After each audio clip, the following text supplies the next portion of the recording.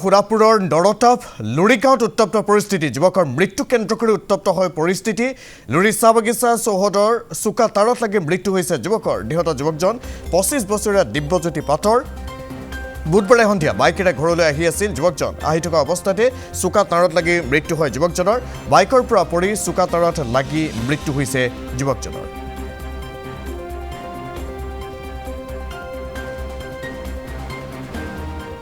মানে যোৱাকালি আমাৰ যিজন বাবু আমাৰ ভাইটিও ক'ব লাগিব বাবুও ক'ব লাগিব আমাৰ গাঁৱৰ এটা সৌন্দৰ্য ভৱিষ্যত তাৰ মানে ঘৰ হেৰিত গৈছিলে কি বুলি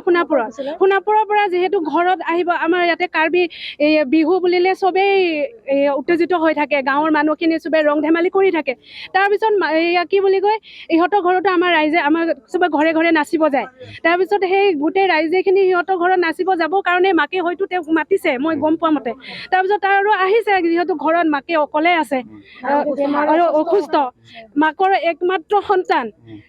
মাকৰ অৱস্থাটো ভাবক আপোনালোকে মাকৰ একমাত্ৰ সন্তান তাৰপিছত আহিছে আহি পেলাই ইয়াতে হয়তো স্লিপ খাইছে যদি এই ফেন্সিং তাঁৰটো নাথাকিলে হয় এই ল'ৰাজনৰ একো নহয় ফেন্সিং তাঁৰ থকাৰ বাবে ল'ৰাটো আজি হেলমেট থাকিও কিয় তেওঁ মৰিব লগা হ'ল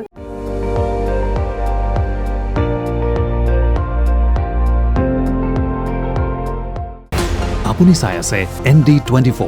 সৰ্বশ্ৰেষ্ঠ নহয় সৰ্বোত্তমৰ দৌৰ